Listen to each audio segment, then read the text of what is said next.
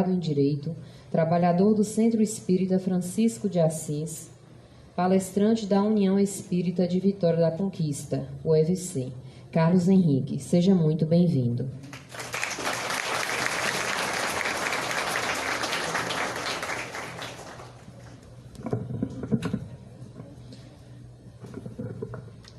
Ilustres membros da mesa de honra, senhoras e senhores, queridos irmãos e irmãs, caros internautas que nos acompanham pelas redes sociais, muito boa noite a todos. Que a paz de Jesus, o doce e meigo Rabi da Galileia, permaneça em nossos corações hoje e por todo sempre.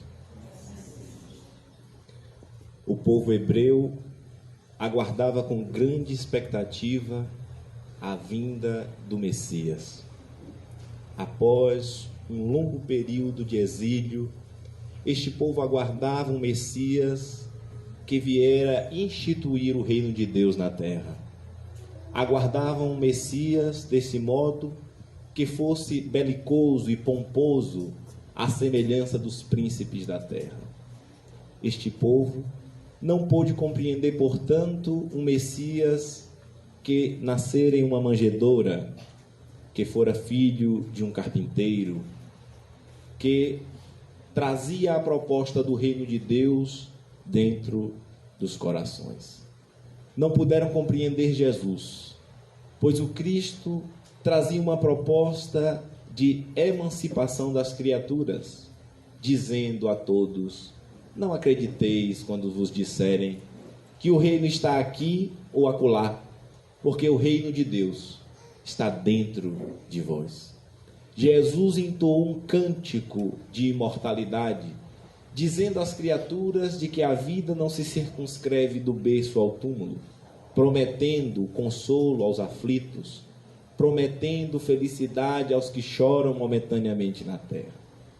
Ao trazer este hino de esperança para as criaturas humanas que batalhavam em torno de uma situação político-social caótica, na qual uma classe sacerdotal se mantinha no poder às custas da ignorância da grande massa de povo. Jesus então trouxe essa proposta e, diferentemente do conceito hebraico do Deus de Israel, quando vamos encontrar no Antigo Testamento este povo que era orgulhoso e exclusivista, e é por isso que quando abrimos as leituras na Bíblia Sagrada do Antigo Testamento, dos profetas, nos Salmos, iremos encontrar a referência a Jeová ou Yahvé, o Deus de Israel, e não o Deus de todos os povos. Jesus, portanto, com a sua mensagem, já revoluciona quando toda vez que se referia ao Pai, não se refere como juiz implacável e inflexível a que os judeus, os hebreus, nos ensinaram a cultuar. Este Deus que deveria ser temido. Jesus, se referindo a Deus, sempre iniciava dizendo Pai. E na oração dominical nos ensina a orar dizendo Pai nosso, que estais nos céus. Jesus revoluciona aquela época quando nos ensina a nos direcionarmos a Deus como Pai. Ele estava ensinando aquele povo orgulhoso e exclusivista que acreditava que o Deus era apenas de Israel, a um judeu ortodoxo a reconhecer que os gentios, que eram todos os povos que não fossem israelitas, a reconhecer este judeu de que esses povos eram seus irmãos. Jesus, assim, estabelece as bases do reino de Deus como um reino de igualdade, no qual nenhum vale mais, ou ninguém vale mais do que o outro. Jesus, assim, deste modo, fere a muitos interesses. A classe sacerdotal que se mantinha no poder às custas da ignorância do povo se sente extremamente incomodada com aquele homem que não tivera acesso aos ensinos de filosofia e religião, como era comum aos doutores da época, mas que arrebatava as multidões. Aquele homem que realizava prodígios, que falava em meio à natureza, às margens do Tiberíades, que não prescrevia atos exteriores às criaturas, dizendo que a construção do reino se dava nos corações, através da lapidação dos sentimentos e através da boa vontade. Este homem extraordinário, que mais tarde escreveria os evangelistas, que quando ele surge e nasce na manjedoura simples e humilde, seres angelicais foram avistados exclamando: glória a Deus nas alturas, paz na terra, boa vontade entre os homens. Jesus é este ser extraordinário que nos traz uma mensagem de imortalidade, a fim de emancipar a todos nós, que trilhamos os caminhos da dor, da desesperança, quando nos prendemos aos conceitos do mundo, e nos faz um convite para lançarmos vistas mais adiante acerca da vida. O Cristo, sabendo da nossa limitação, da nossa imaturidade em compreender com profundidade os seus ensinamentos, em diversas oportunidades nos adverte: ouça quem tem ouvidos de ouvir, veja quem tem olhos de ver. E já no final do seu ministério, o Cristo promete um consolador que viria recordar o que ele disse e nos falar sobre as coisas que não poderiam ser ditas. É interessante notar que no final do seu ministério, Jesus reúne os seus discípulos e pergunta: quem dizem o povo que eu sou? E os apóstolos lhe respondem: Senhor, uns dizem que sois João Batista, outros dizem que sois Jeremias ou alguns dos profetas. E Jesus então lança outra pergunta: e vós, quem dizeis que eu sou? E Simão Pedro, tomando a palavra, inspirado, diz: tu és o Cristo, o Filho do Deus vivo. E Jesus lhe diz: feliz és tu, Simão, filho de Jonas, porque não foram nem a carne nem o sangue que isso te revelaram, mas meu Pai que estás nos céus. E como era característico da personalidade de Simão Pedro, ele foi tomado de um impulso de felicidade, de um impulso de efusão, como era característica, de alegria. E Jesus, após dizer isto a Simão, começa a relatar os martírios pelos quais ele teria de passar. E Simão Pedro, mais uma vez tomando a sua personalidade explosiva, diz: jamais, Senhor, nós permitiremos. E Jesus diz: cala-te, Simão, porque pela tua boca fala Satanás.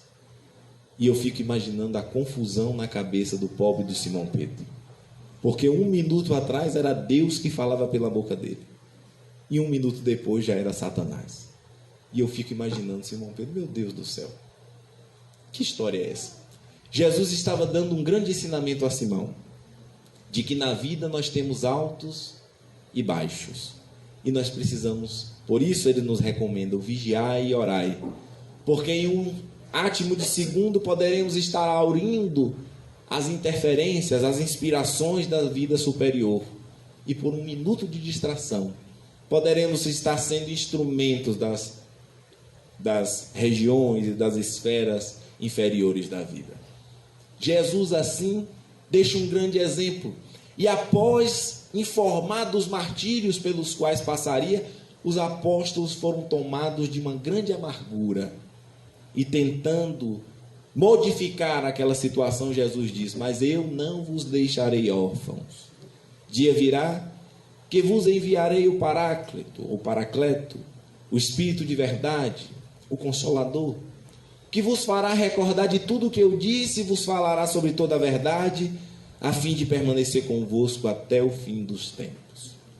Nós percebemos nesta fala do Cristo de que se viria alguém ou algo recordar o que ele disse, é porque Jesus de antemão sabia que nós esqueceríamos a sua mensagem, que nós adequaríamos a sua mensagem aos nossos interesses mais mesquinhos.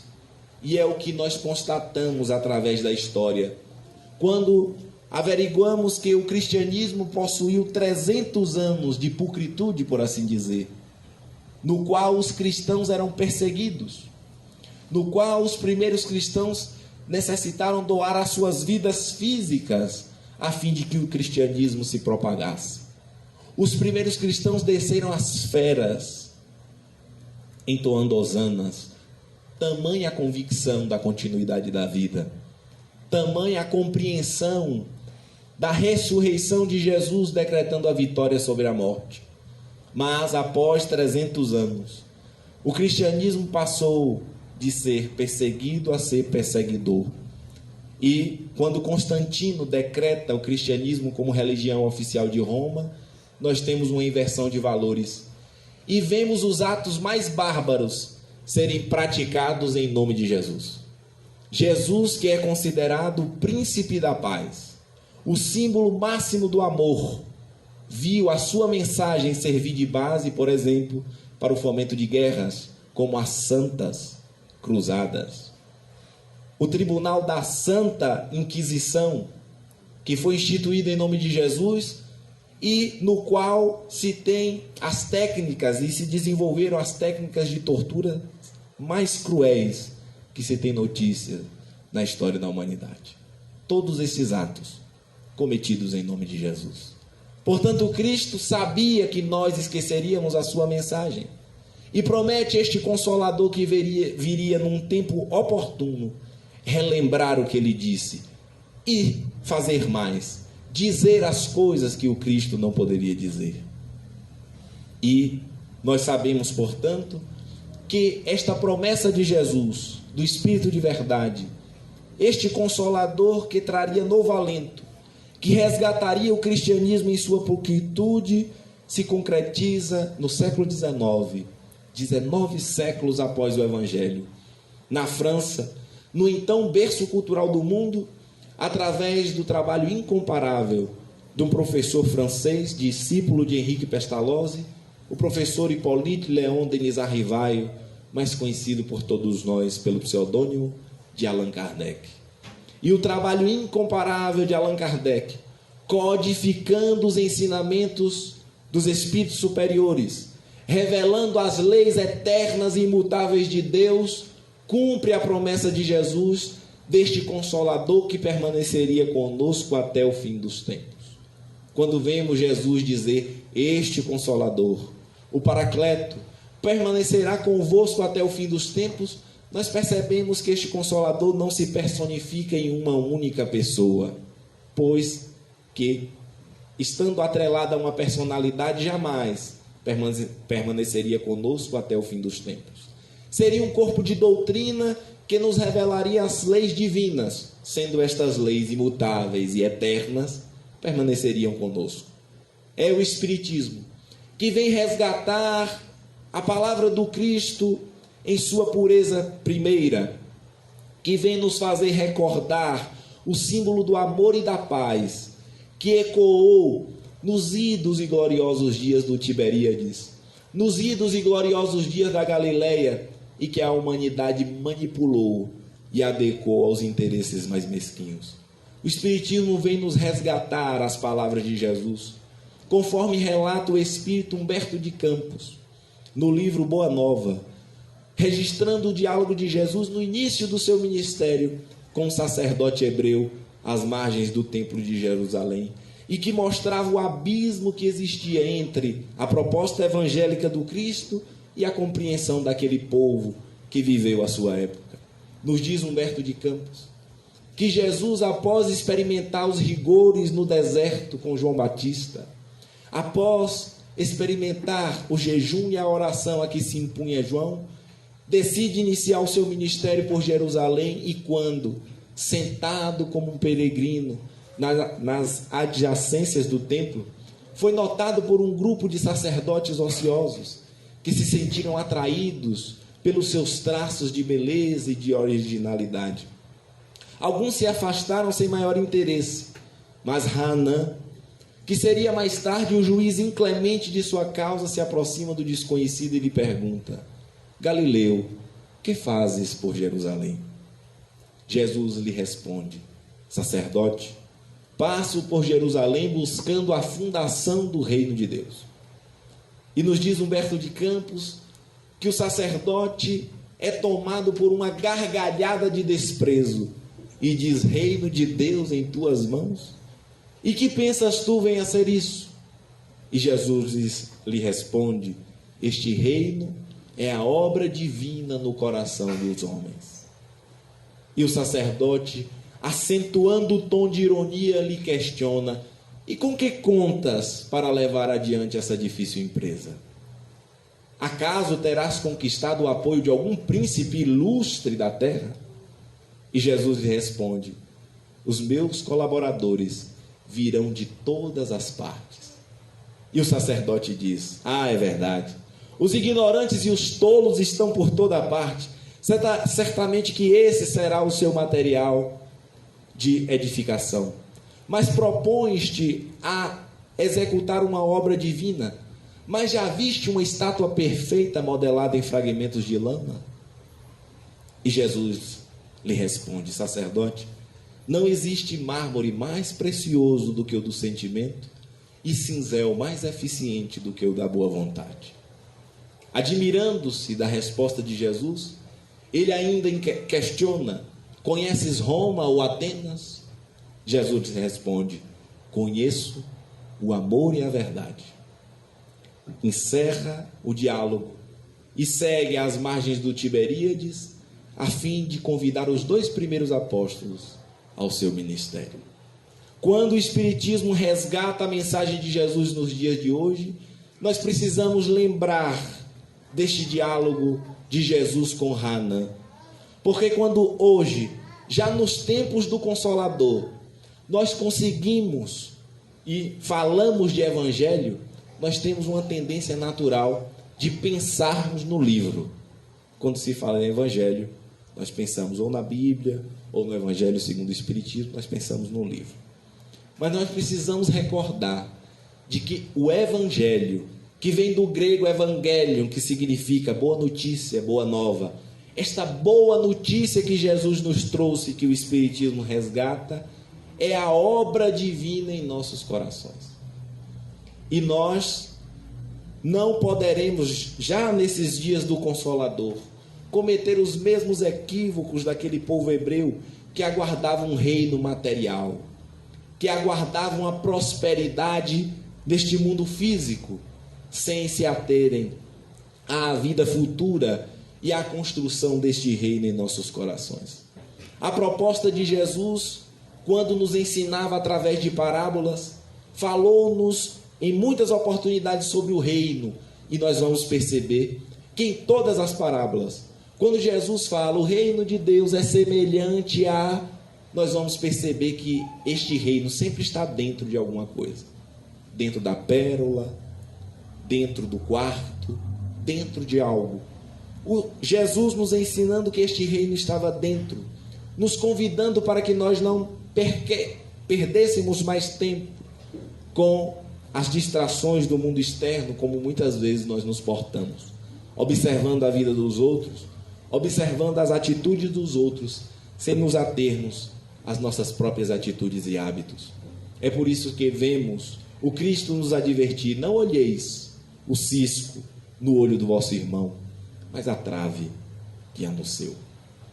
O convite de Jesus é esta viagem para dentro de nós mesmos, que há séculos nós negligenciamos, e que sob as luzes do Consolador nós somos convidados a não mais termos distrações, a não mais ficarmos presos aos atos exteriores, numa busca por espiritualização, atendendo ao ritual A ou B, numa tentativa de barganha com Deus, numa relação de temor que não se sustenta, mas, conforme os ensinos do próprio Cristo, o Espiritismo nos ensina a estabelecer uma relação de amor para com Deus, porque nós entendemos este Deus. O Espiritismo nos ensina que Deus não é o ser arbitrário, o Deus teológico, numa figura incompreensível que nos dá uma única oportunidade de experienciarmos a vida, e a partir daí o nosso destino está fadado ou a um céu de ociosidade e contemplação, ou a um inferno de padecimentos eternos.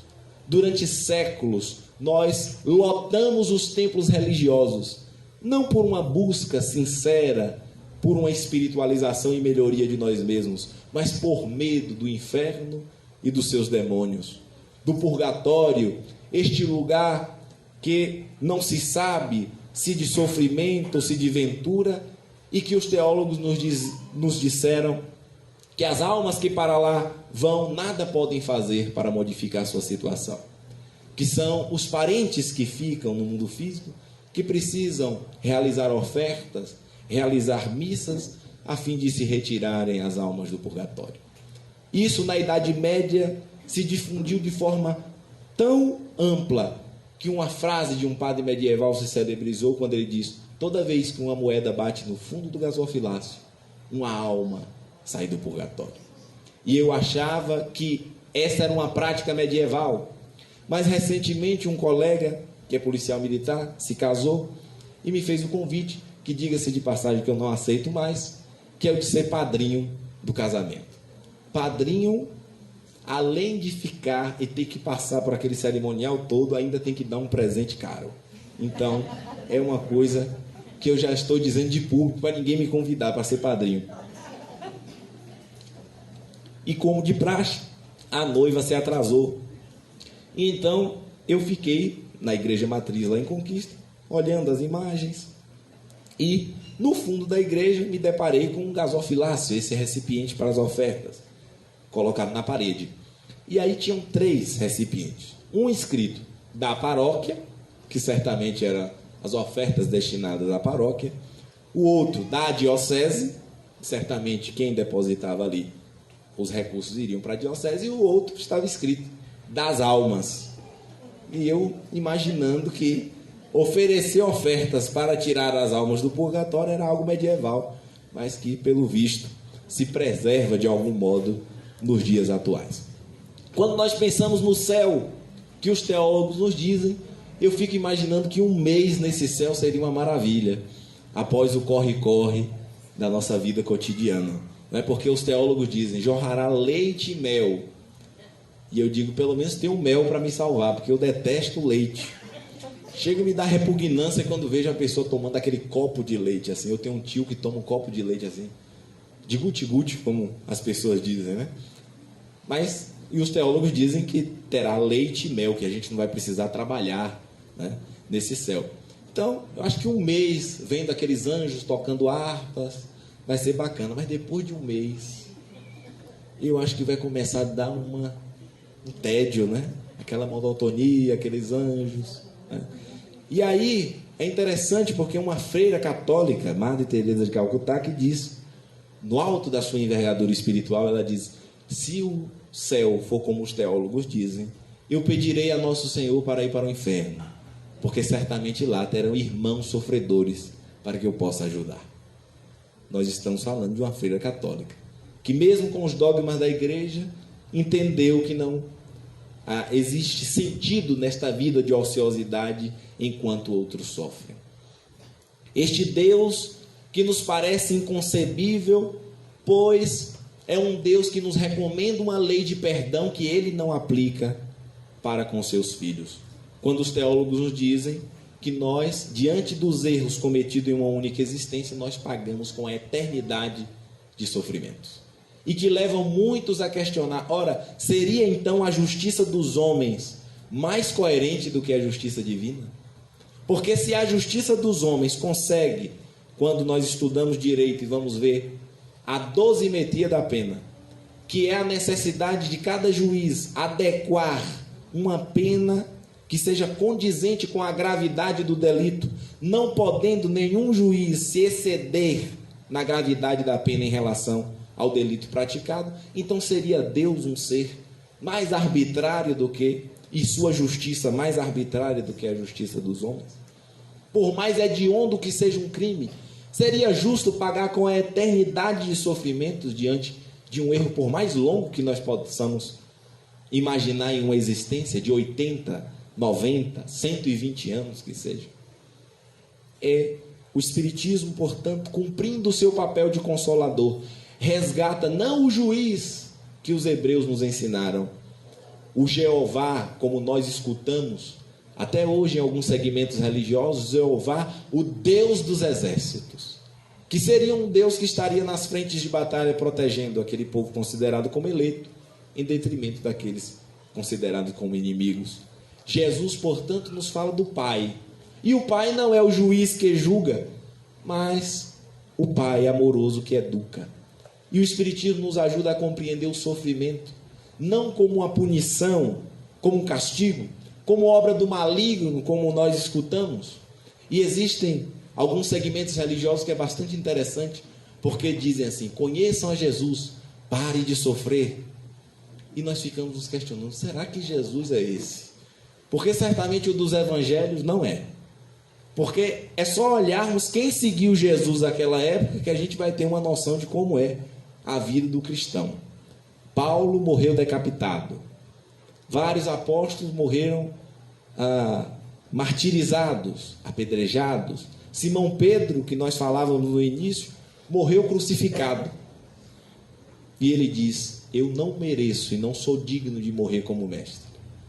Se quiserem me crucificar, crucifiquem-me de cabeça para baixo. E ele então é crucificado de ponta cabeça. E o interessante é que a crucificação, que diga-se de passagem, era a morte mais ignóbil destinada a um indivíduo na Roma antiga, era destinada aos homens mais réprobos, que nem sequer direito de serem sepultados tinham seus corpos, e que Jesus fosse sepultado, diga-se de passagem, por influência de José de Arimateia, que era amigo de Pilatos, um homem de grande influência, e que, sensibilizado com a situação do Cristo, pois sabia que morrera um inocente, pede para que ele pudesse ser sepultado em um túmulo com dignidade. Foi esta a morte que nós oferecemos a Jesus, ele que só nos ensinou o amor. E Simão Pedro, portanto, recebe a condenação de cruz de cabeça para baixo. Mas a crucificação matava por asfixia.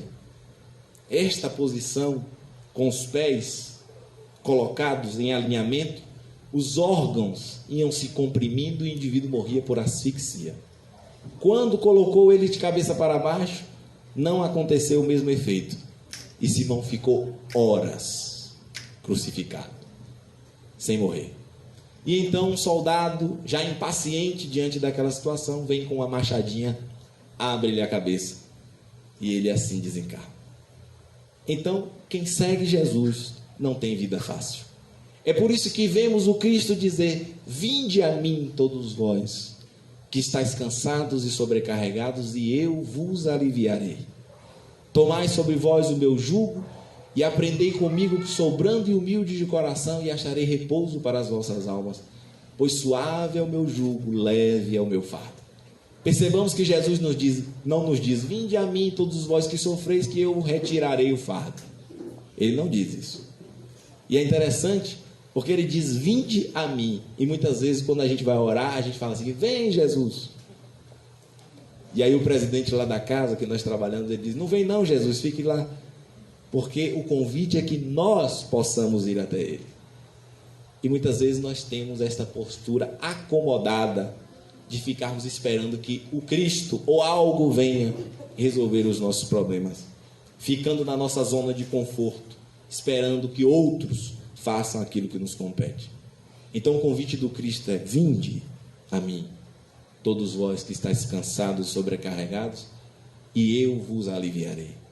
O fardo se torna leve com Cristo, porque com Cristo a gente sabe para onde está caminhando. Nós não ficamos presos no problema. E eis uma tendência muito natural nossa, que é ficarmos fixados no problema, ficarmos presos ao que é negativo, sentirmos pena de nós mesmos. Nós encontramos pessoas dizendo: ai meu Deus, com tanta gente ruim no mundo, por que isso está acontecendo logo comigo? Será que Deus esqueceu de mim? E tem hora que a gente sente tanta pena que, se a gente pudesse se desdobrar, a gente pegaria a nós mesmos no colo e embalaríamos: oh, coitadinho, né? A tendência de ficarmos presos ao que é negativo. Recentemente eu peguei um transporte saindo de Conquista, e aí eram duas pessoas à frente conversando, e eu notei que logo quando a outra chegou, cumprimentou e disse: e aí fulano, como é que está? E a outra pessoa disse, eu estou assim, e começou a descrever uma série de problemas. E aí eu achando que a outra pessoa iria dizer, não, mas a vida é assim mesmo, né? A outra pessoa diz, mas você acha que isso é problema? E eu, que estou passando por isso, por isso, por isso. E começou a enumerar uma lista maior. E começaram a disputar as duas para ver quem estava sofrendo mais. E às vezes nós somos assim. A vida nos dá várias oportunidades, várias bênçãos, convivendo o dia a dia. O sorriso de uma criança, o desabrochar de uma flor, o nascer do sol. As oportunidades de aprendizado, muitas vezes através da dor, mas que são aprendizados. Mas nós ficamos fixados no problema. Nós ficamos fixados naquilo que é negativo. E a doutrina espírita nos ajuda, resgatando a mensagem de Jesus, a ter esperança, a saber que as dores, por mais que sejam acerbas, por mais que sejam doloridas, por mais difícil que seja a situação, ela é passageira. O Espiritismo que nos ensina que nós não somos seres tendo uma primeira e única experiência sobre a Terra. Todos nós somos seres multimilenares. E esta é uma verdade que muitas pessoas sentem dificuldade. Mas como é que eu posso estar colhendo as consequências, por exemplo, de atos praticados no passado, se eu nem sequer lembro? E a gente aprende com a doutrina. Esquecer, e diga-se de passagem, que é um esquecimento momentâneo, quando nós mergulhamos na carne, é uma bênção divina. E quem nos ajuda a compreender isto é o Facebook. Aqueles que usam o Facebook vão entender. De vez em quando o Facebook tem como característica nos trazer lembranças de 5, 6 anos atrás. E aí tem hora que o Facebook nos traz umas lembranças que eu olho assim, meu Deus, para que o Facebook foi me lembrar disso? Né? Tem hora que dá uma vergonha. Você olha assim e fala, meu Deus, olha a publicação que eu fiz. Olha o tipo de pensamento que eu tinha. Olha a forma como eu me vestia. E aí eu fico pensando, se o Facebook nos trazendo lembrança de 5, 6 anos atrás, a gente tem hora que prefere esquecer. Imaginemos nós as lembranças de séculos e séculos passados, quando a ignorância predominava muito mais em nós. Quando os Espíritos nos esclarecem, Deus, que este ser amoroso, nos cria todos em iguais condições, simples e ignorantes. Ignorantes, que significa falta de conhecimento. E a falta de conhecimento naturalmente nos leva a cometermos equívocos, a tomarmos decisões precipitadas, ao nos apegarmos àquilo que é transitório, negligenciando o que é essencial em nós, a nos apegarmos aos instintos, ao orgulho, à presunção, ao egoísmo, negligenciando os sentimentos de amor, de compaixão, de misericórdia, de respeito para com o próximo. E aqueles que tiverem dificuldade de compreender que se equivocaram no passado, que recorram aos livros de história, como nos recomenda Leon Denis no livro O Problema do Ser, do Destino e da Dor. Lá o pensador espírita vai nos dizer, quem tiver dificuldade de compreender que se equivocou, que leia os livros de história, que faça uma releitura agora à luz do Espiritismo. Porque sem a pluralidade das existências ou a reencarnação, nós líamos os livros de história. Eles fizeram. Os romanos fizeram. Os gregos fizeram. Os bárbaros fizeram. Eles fizeram. Mas à luz do Espiritismo nós precisamos fazer uma releitura dizendo, nós fizemos. Porque ele diz, a história da humanidade é a nossa história. E ele nos recomenda, veja do que está marcada essa história. Guerras, derramamento de sangue, cometimento de crimes, a imposição pela força e pelas armas, as opressões de todos os matizes, ele diz, essa é a nossa história. E as consequências desses atos passados convergem para o presente, como afluentes no leito de um grande rio. E é por isso que quando nós chegamos à doutrina espírita e as pessoas se questionam, por que a vida é tão difícil? E nós dizemos, com muita propriedade, porque estamos colhendo as consequências das nossas próprias escolhas. Com o Consolador prometido, nós aprendemos que não é Deus que a uns dá uma sorte e a outros outra, que concede a genialidade a uns e a idiotia a outros, que concede a bênção de uns nascerem em lares estruturados, com pais que lhes dão amor e carinho, que enfrentam dificuldades na vida, mas que seguem um curso natural, e outros que enfrentam enfermidades crônicas desde o berço. É por isso que muitos se auto-intitulam ateus, não por refutarem a ideia de Deus, mas por não admitirem a ideia do Deus teológico. O Espiritismo, portanto, vem nos dizer que não é Deus, este ser arbitrário que a uns dá uma sorte e a outros outra, mas somos nós, os artífices da nossa própria existência. Nós somos hoje o que fizemos de nós ontem e seremos amanhã o que fizermos de nós hoje. Com a doutrina espírita, a proposta evangélica de Jesus ganha sentido, porque nós aprendemos, ora, não percamos mais tempo com as distrações do mundo, com as questiúnculas do mundo que nos faz ficar presos à ciranda das reencarnações. Investamos no amor, na lapidação dos nossos corações, deixando a vida de aparências e vivendo efetivamente o que nós somos, buscando nos melhorar, porque assim estaremos trilhando os caminhos da ascensão. É por isso que vemos Jesus criticar e denunciar de forma veemente os hipócritas da época, os religiosos, os fariseus. Jesus dizer: sois sepulcros caiados, brancos por fora e podres por dentro. Com o Consolador prometido, nós somos convidados, todos nós que aqui estamos, a deixar as vidas de aparência e vivermos e buscarmos esta conexão conosco mesmo, sabendo quem nós somos, quais são os hábitos que temos, quais são as nossas qualidades e imperfeições, a fim de nos modificarmos. E nós costumamos dizer: é muito fácil ser espírita na casa espírita, é muito fácil ser pacífico em um ambiente como este, é muito fácil ser bonzinho aqui. Difícil é nós sermos espíritas, é nós sermos cristãos no mundo. Várias pessoas, capitão, me perguntam: como é que eu consigo ser espírita e policial militar? E a resposta que eu dou geralmente é essa: e quem diz que nós somos espíritas para sermos espíritas na casa espírita? E quem disse que nós somos cristãos ou religiosos, independente de onde quer que estejamos, para sermos religiosos dentro dos templos religiosos? Nós precisamos dar testemunho daquilo que abraçamos como ideal no mundo.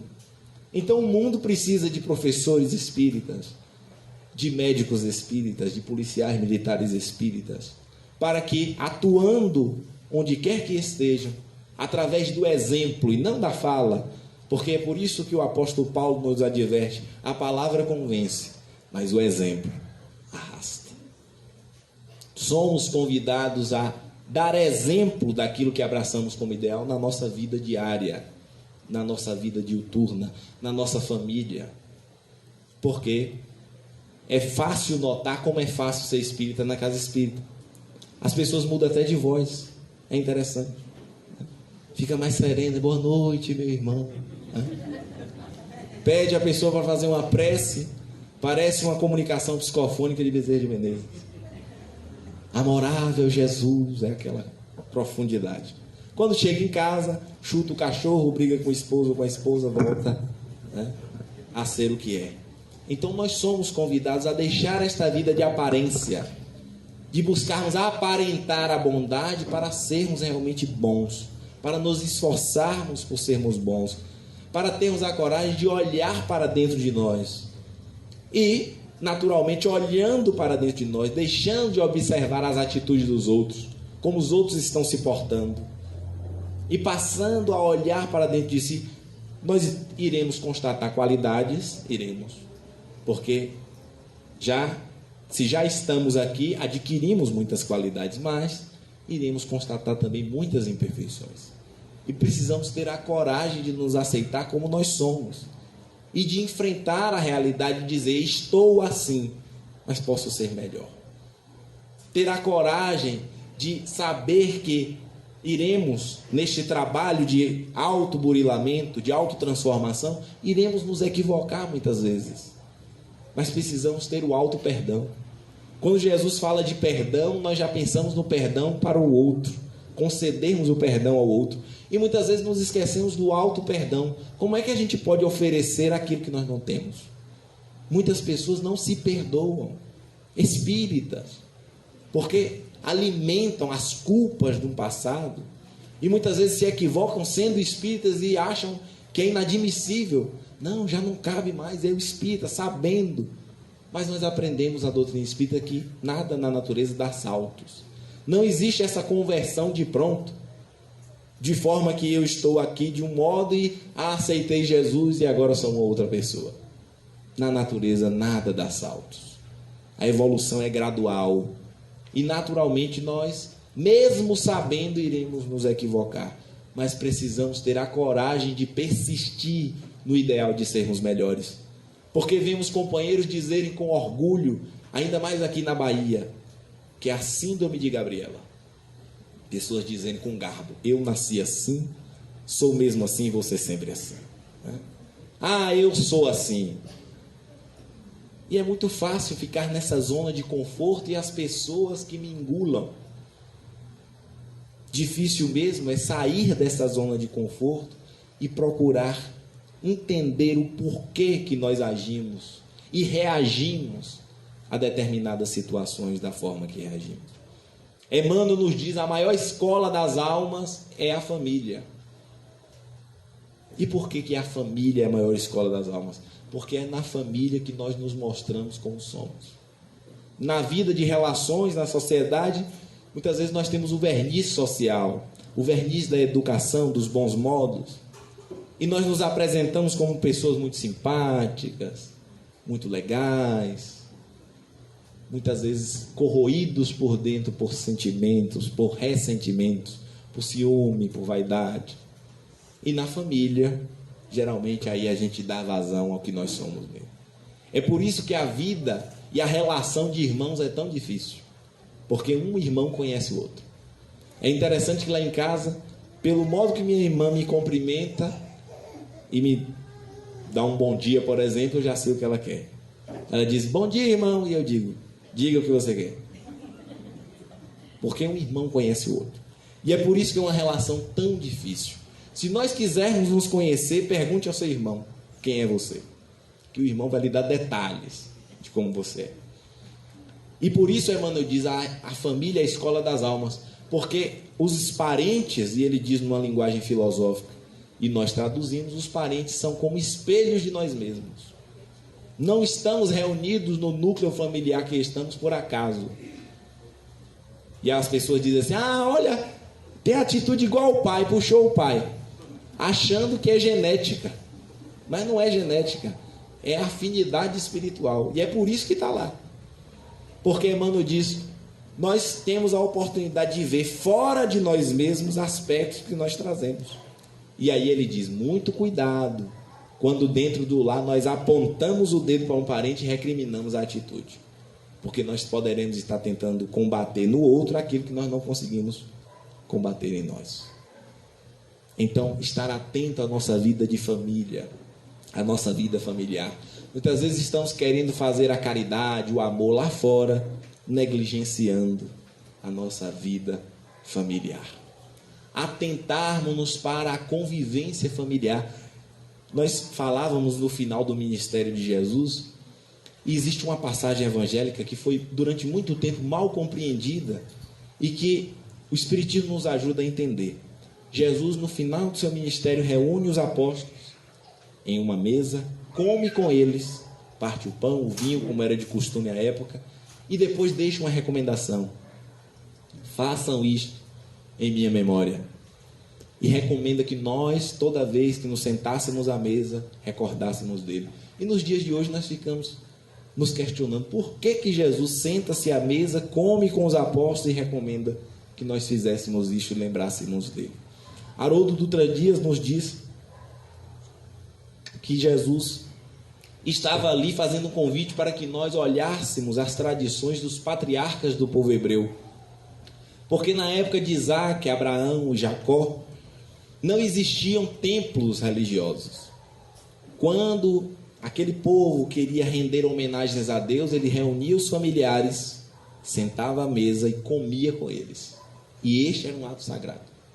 Quando Jesus senta-se com os 12, come com eles e recomenda que nós fizéssemos isto e lembrássemos dele, Jesus estava dizendo: sentem-se com seus familiares à mesa, comam com eles e lembrem-se de mim, porque isto é sagrado.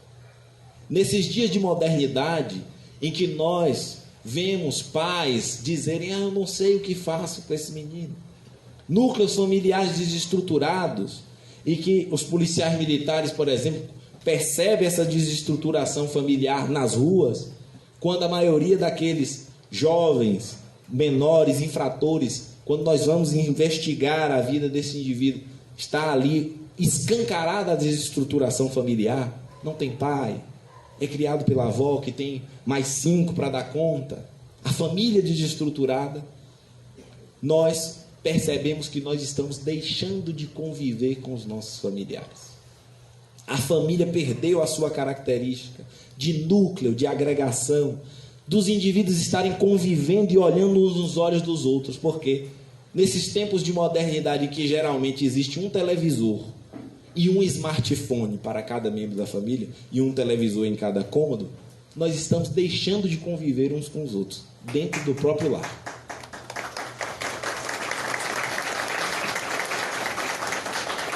Muitas vezes nós fazemos o nosso prato e vamos, cada membro da família, para frente de um televisor, né? Ver aqueles programas que se espremer sai sangue, como diz, né? Sensacionalista. E os espíritas precisam ficar mais atentos ainda, porque muitas vezes nós entramos na sintonia, né? Quando estão falando dos crimes, e a gente, é mesmo, esse monstro, e a gente não contribui em nada, só piora a situação daquele indivíduo, porque deveríamos, se estamos vendo, contribuir até com a prece, porque nós, desse modo, sabemos que o pensamento cria realidade. Então nós estamos deixando de conviver. E Jesus nos recomenda: sentem-se à mesa, comam com seus familiares, e isso é sagrado. E Haroldo nos diz: por que é tão importante? Muitos poderão dizer: mas um ato tão simples e corriqueiro como esse, qual diferença faz na vida? É porque diante do corre-corre da vida, uma das únicas oportunidades que o pai tem de olhar no olho do filho e questionar: meu filho, como vai? Como foi na escola?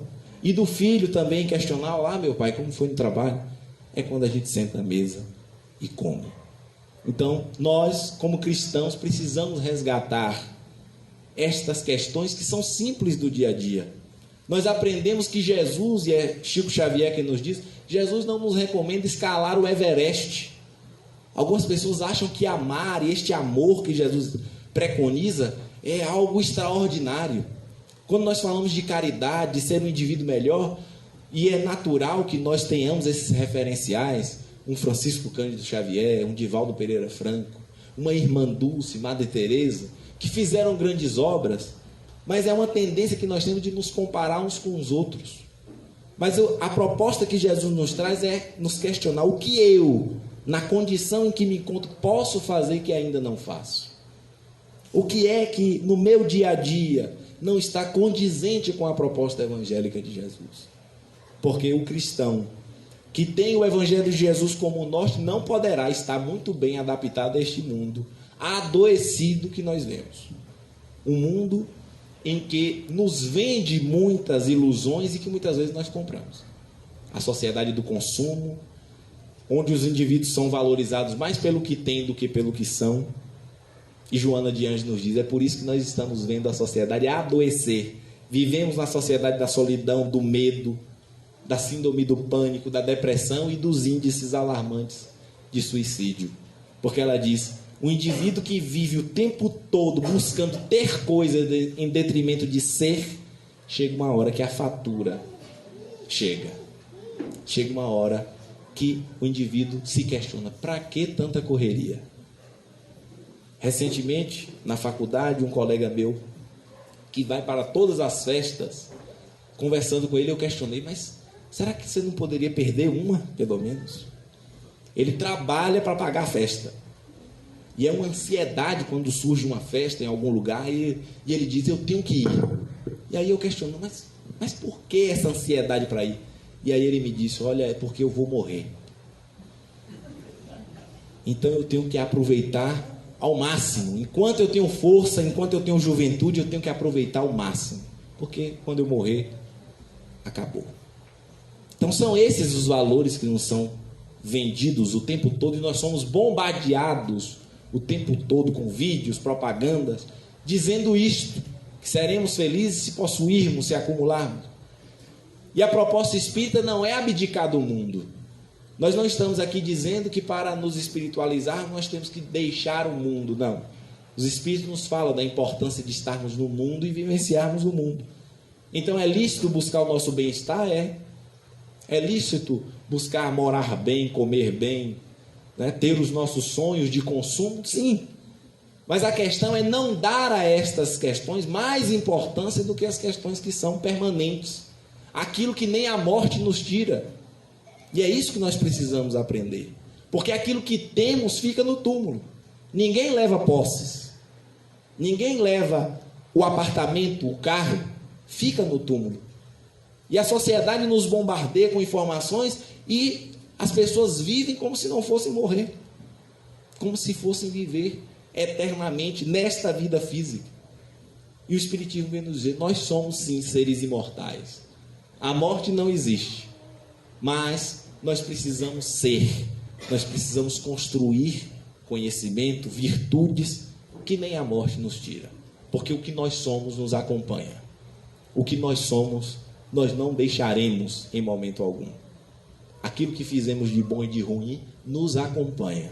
Mas aquilo que temos hoje, que poderemos não ter amanhã.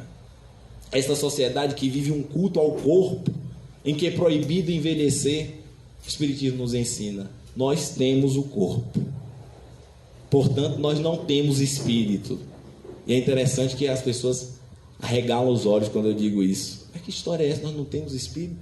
Esta não é uma doutrina espírita? Como assim nós não temos espírito? Nós não temos espírito. Lamento informar. Algumas pessoas dizem assim, meu espírito, eu não vou no centro espírita hoje não, porque meu espírito está cansado.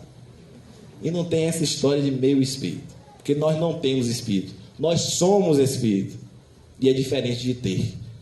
Porque o que nós temos hoje poderemos não ter amanhã. Mas espírito é diferente. Nós somos espírito. Tendo uma experiência momentânea como homens. Portanto, nós temos corpos. Temos corpo hoje, que poderemos não ter logo adiante. Mas espíritos somos. E esta realidade que somos é permanente. Não existe contrário de vida. Muitas pessoas se equivocam dizendo que o contrário de vida é morte. Não é. A vida, uma vez estabelecida, segue o seu curso para a eternidade. Existe o contrário de nascimento. Nós nascemos e morremos, mas vivemos eternamente. Algumas pessoas, quando chegam à doutrina, se questionam, mas essa história de muitas vidas, né? Então quer dizer que eu sou a reencarnação de outra pessoa? E a gente diz, o Espiritismo nunca disse que nós temos várias vidas. A vida é uma só. É a vida do Espírito. Nós temos sim muitas existências, ora no mundo físico, ora no mundo espiritual. E nessa marcha nós vamos progredindo. Porque o Espiritismo nos ensina, não basta se arrepender do mal, como os teólogos dizem, naquela figura incompreensível de que um indivíduo que seja responsável a vida toda, que siga com as normas de boa conduta e que num momento de ato impensado venha a matar alguém e morre assim, irá para o inferno. E aquele que aprontou a vida toda, que viveu uma vida irresponsável, se no momento extremo tem um arrependimento, este irá para o céu. Então o Espiritismo diz, não existe essa história de bastar se arrepender. O arrependimento é o primeiro passo. É preciso reparar o mal que se fez. E é por isso que a reencarnação surge não como punição, para que nós paguemos, né? Existem pessoas que utilizam um termo que inclusive Kardec não utilizou, que é o do karma, né? As pessoas falam, isso aqui é meu karma. Mas o Espiritismo não fala de karma, tá? O Espiritismo nos fala da lei de causa e efeito, na qual nós colhemos as consequências dos nossos atos. O Espiritismo nos retira a ideia de pecado e nos traz a ideia de responsabilidade. Nós somos responsáveis pelo que fazemos. Portanto, não temos que pagar, porque Deus não é este cobrador. Deus é um Pai amoroso que nos quer ver educados, quer que nós aprendamos, e este é o objetivo de Deus. Então, muitas vezes, nós precisamos voltar sobre os nossos próprios passos para poder aprender com as situações que nós mesmos escolhemos. E aí nós aprendemos nesta mensagem de esperança e de consolação que é o Espiritismo, que muitas das dores que quando nós chegamos aqui nós reclamamos, fomos nós mesmos que escolhemos. E numa cidade próxima à Conquista, quando falava numa palestra de planejamento reencarnatório, uma senhora me procurou no final e falou assim: meu filho, eu acho que isso aí não aconteceu comigo não. E eu então perguntei a ela, falei, por que a senhora acha isso? Ela disse, porque não é possível que eu tenha pedido para vir com aquele homem. Eu devia estar louca. E eu disse a ela, falei, é assim mesmo. Quando nós estamos no mundo espiritual, nós recobramos a consciência total e integral da nossa memória, das nossas experiências, e nós temos uma visão clara das nossas reais necessidades. Nós temos a visão do Espírito. Quem quiser compreender, eu não sei se tem ali o exemplar para ser vendido, adquiram o livro e façam a leitura e o estudo de uma obra da editora O Clarim, cujo autor espiritual é Caibar Schutel, cujo título da obra é Eustáquio, 15 séculos de uma trajetória. E mostra 17 reencarnações de um mesmo espírito no período de 1500 anos. Há quem diga que é o próprio autor espiritual, Caibar Schutel, contando a história dele mesmo. E esta é uma média nossa, tá? A literatura espírita nos diz que nós temos uma reencarnação a cada século. Então, nós temos aí 1500 anos, 17 reencarnações, o que está dentro dessa média. A cada século, uma reencarnação. E eu costumo dizer que quando a Netflix descobrir esses livros espíritas, essas séries que tem hoje vão se tornar fichinha. Porque este livro, por exemplo, é muito instigante. 17 reencarnações do espírito no período de 1500 anos. E você vê o espírito chegar no mundo espiritual e ele se equivocar. Nessa primeira experiência que leva o título do livro, que é Eustáquio, ele era um general de exército e morre após ele, num combate, o adversário já está combalido, e ele, no ápice do orgulho, da presunção, começa a humilhar aquele que já estava combalido, ferido de morte. E o adversário, num átimo de força, consegue feri-lo também, e ele desencarna nessa situação. Passa um período sofrendo no mundo espiritual. Quando é resgatado, os espíritos lhe mostram os seus equívocos e programam uma nova reencarnação. E você vê o espírito dizer assim: tudo bem, agora eu vou acertar, né? E os espíritos programam com detalhes: olha, você vai nascer nesse país, vai ter essa família, você vai poder trabalhar isso e isso, olha, cuidado com esse orgulho, procure se vincular, você vai ter esse exemplo, olha, aquele tio, aquela pessoa vai ser seu tio, e ele vai dar um exemplo bacana para você. E aí você vê o espírito dizer assim: agora vai dar certo.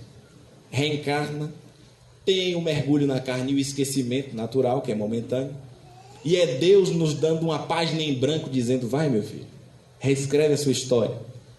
E você vê o indivíduo se equivocar no mesmo ponto. Desencarna, passa um tempo sofrendo, é recolhido no mundo espiritual, e os espíritos dizem: olha, meu filho, você se equivocou, né? Se reiterou no equívoco, nós vamos programar a reencarnação agora na Amazônia brasileira.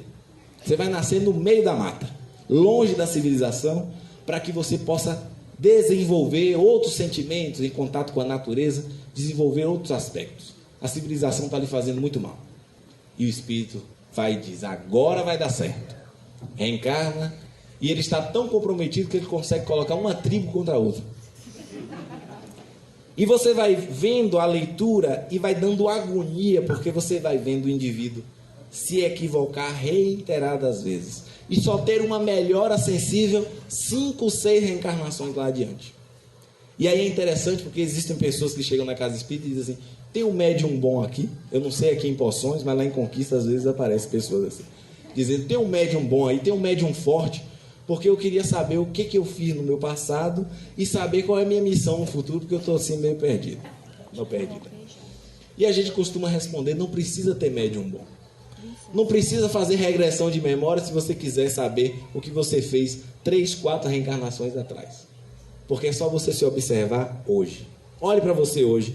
olhe os seus hábitos de pensamentos, de sentimentos, a sua forma de reagir às situações, é você. 4, 5 reencarnações atrás. É bem verdade que você pode ter tido uma outra aparência, pode ter nascido em um outro contexto, mas você foi você. Exatamente. Reencarnações atrás de reencarnações. E nós somos convidados, portanto, depois de 20 séculos de evangelho, e aqui nós chamamos a atenção, todos nós que estamos aqui, de Jesus até aqui, que se passaram 2000 anos, portanto 20 séculos, dentro dessa estimativa que nós tivemos uma reencarnação a cada 100 anos, todos nós que estamos aqui, no mínimo, estivemos mergulhados na carne, tentando aprender os ensinamentos de Jesus no mínimo 20 vezes. E aí minha irmã recentemente me fez uma pergunta interessante. Ela diz assim: olha, quem seguiu Jesus já se encontra iluminado. Maria de Magdala, por exemplo, que era uma prostituta à época do Cristo, compreende de maneira tão profunda a mensagem de Jesus que se ilumina, e pela literatura espírita nós sabemos que certamente uma das últimas reencarnações dela aqui na Terra foi como Teresa d'Ávila.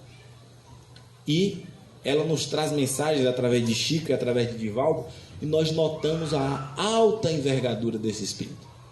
E então minha irmã falava comigo: ora, ela era prostituta na época de Jesus e já se encontra neste nível de evolução espiritual.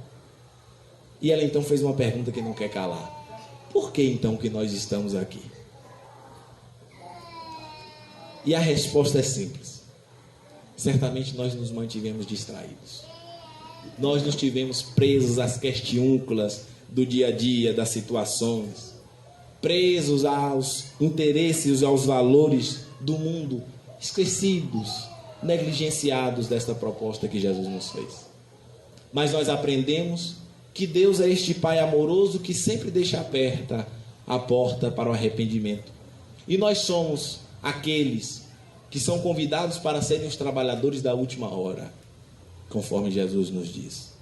Aqueles que somos convidados não mais a doar as nossas vidas físicas, como os primeiros cristãos, que tiveram que descer às feras entoando hosanas.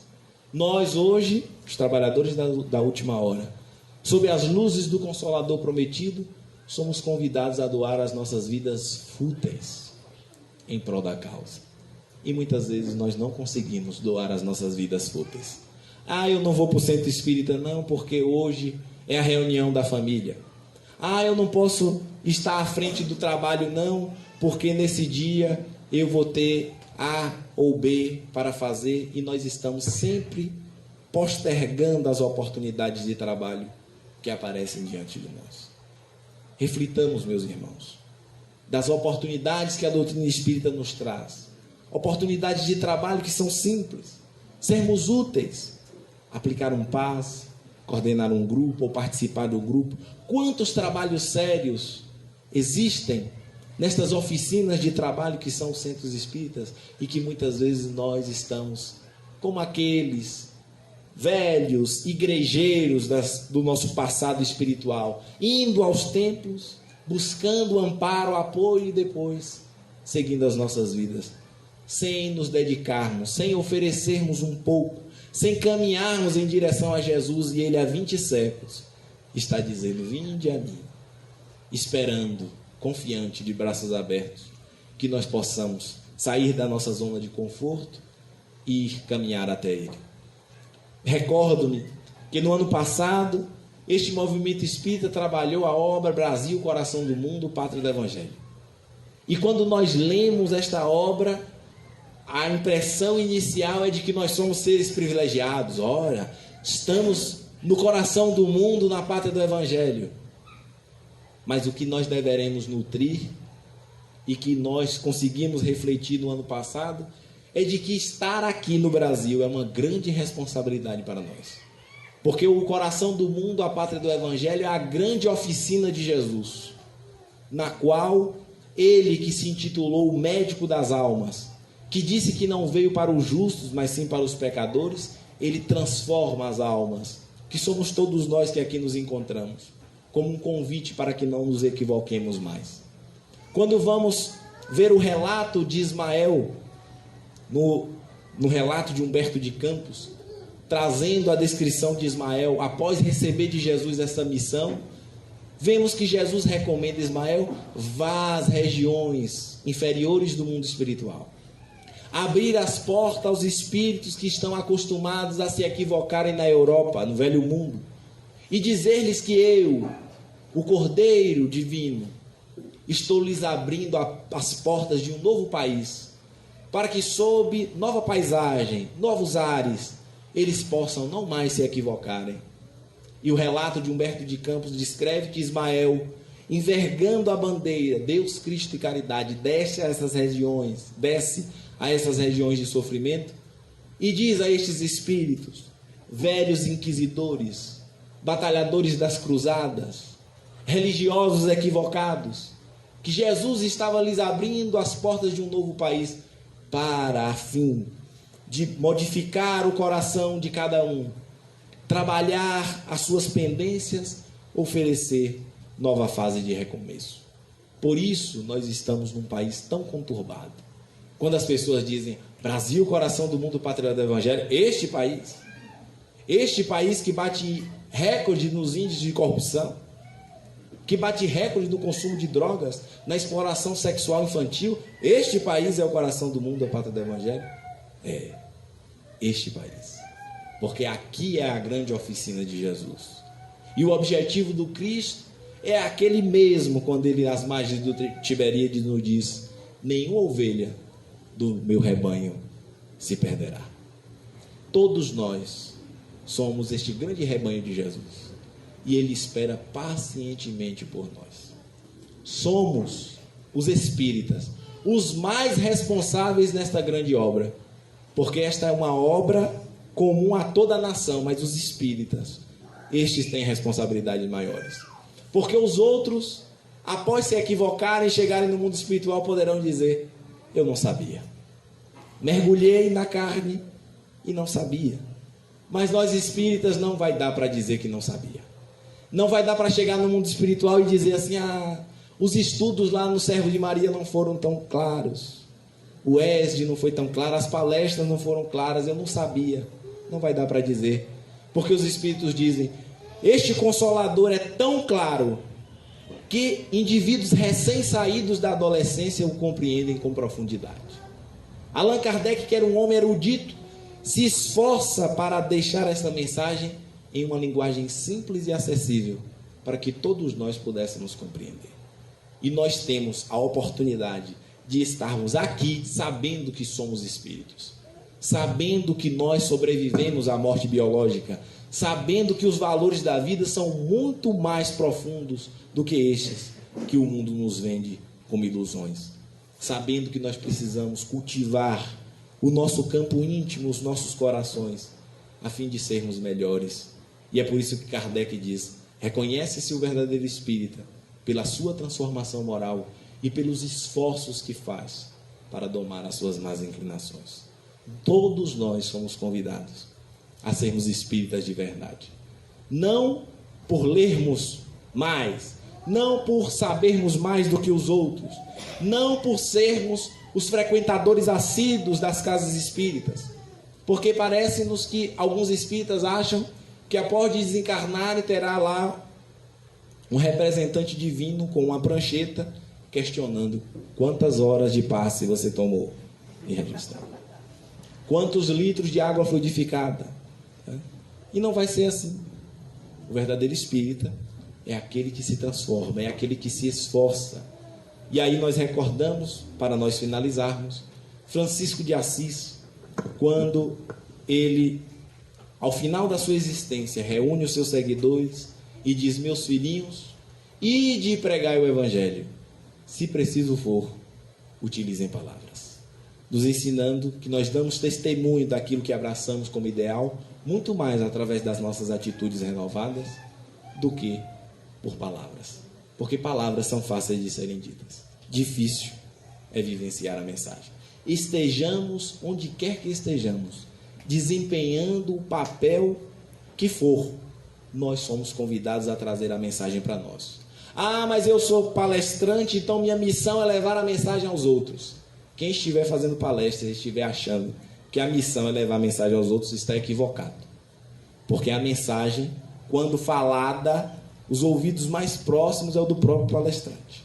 Então, se ele não aplica a si mesmo, ele está perdendo a oportunidade. Quem nos traz um exemplo disso significativo é Divaldo Franco. Quando ele diz que no início do seu trabalho com Joana, ele passando por um momento de amargura, de dor, de dificuldade, ele a viu adentrar aos seus aposentos, como de costume, às madrugadas, e escrever os livros, né? Realizar o trabalho de psicografia. E ele disse que essa angústia, a cada dia que ia passando, ia se acentuando mais. E um dia, quando ele não suportava mais, ele pediu um instante, um minuto da atenção, e disse: minha irmã, nem parece que a senhora é minha guia, porque não é possível que a guia não saiba o que passe o seu guiado. Eu estou aqui há dias angustiado e a senhora escreve uma página atrás da outra e não tem a coragem de escrever uma frasezinha para mim. Será que a senhora não percebe que eu estou precisando? Não daria para escrever algo para me alentar?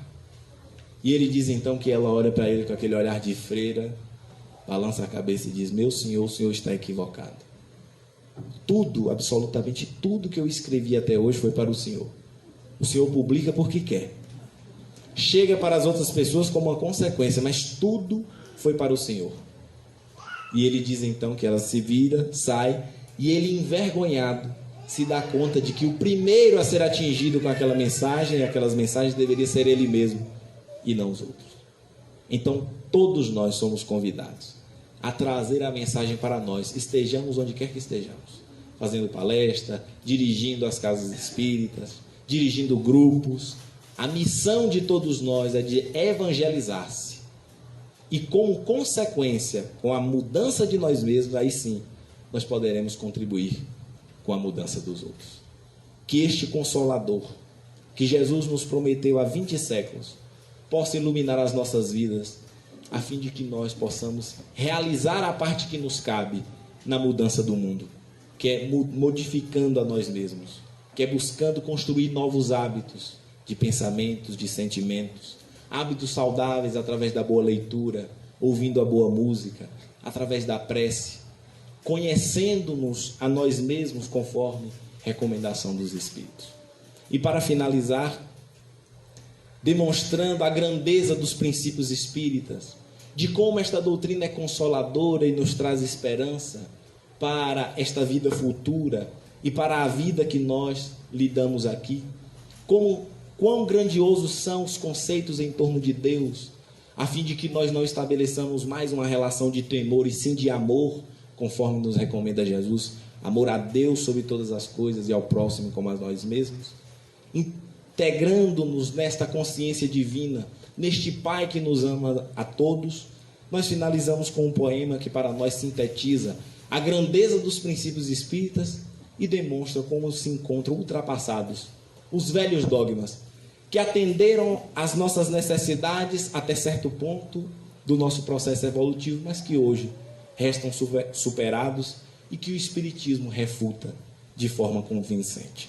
Ideias como as do inferno, das penas eternas, da existência do demônio, que a doutrina espírita nos traz conceitos muito mais aprofundados, trazendo-nos esperança de saber que, mesmo enfrentando dificuldades, dias melhores hão de surgir no horizonte. Este poema, cujo título é Juízo Final, está no livro Que é Deus, de Godoy Paiva, e nos diz assim: que sentado o Padre Eterno em trono refulgente, olhar severo envia a toda aquela gente. Enquanto anjos cantam, outros vão levando ante a figura austera desse venerando as almas, que da tumba emigam assustadas ante o tribunal solene, majestoso, em que serão julgadas. 2 grupos são formados, um de cada lado. O da direita, céu, o da esquerda, averno. E Satanás ao canto, o chifre fumegante, espera impaciente, impávido, arrogante, a turma para o inferno. Aconchegando o filho, a alma bem-amada, e que na terra fora algo desacisado, a mulher se chega e a sua prece faz, rogando ao Padre Eterno que poupe do inferno o pobre rapaz. Confia o Padre Eterno a longa barba branca e os óculos ajustando a ponta do nariz. E olhar então dirige a pobre desgraçada e compassado diz: os anjos vão levar-te ao paraíso e dar-te-á a recompensa. o teu descanso eterno. Ali desfrutarás felicidades mil, porém o teu filho mau irá para o inferno. Um anjo toma o moço e o leva a Satanás, e a pobre mãe, ao ver partir o filho, aflita, corre atrás. E ao incorporar-te às hostes infernais, eis que grita o Padre Eterno em tom assustador: mulher, para onde vais? E o que se passou então? Ninguém esquece mais. Eu vou para o inferno, ao lado do meu filho, a repartir comigo a sua desventura, pois as lágrimas de mãe, as gotas do meu pranto, acalmarão no averno a sua queimadura. Eu deixo para ti esse teu paraíso, esta mansão celeste onde o amor é surdo, onde se goza a vida, contempla tormento, onde a palavra amor represa um absurdo. Entrega esse teu céu às mães malvadas, vis que os filhos já mataram para os não criar, pois só essas megeras poderão do céu ouvir gritar seus filhos sem se consternar. Desprezo esse teu céu, o meu amor é grande, imenso, assaz sublime, e posso te afirmar que se não te comove o pranto lá do inferno, e os que no averno estão são todos filhos teus, o meu amor excede ao próprio amor de Deus. E ante o estupefato olhar do Padre Eterno, a mãe beijou o filho e foi para o inferno. Muito obrigado pela atenção de todos e muita paz.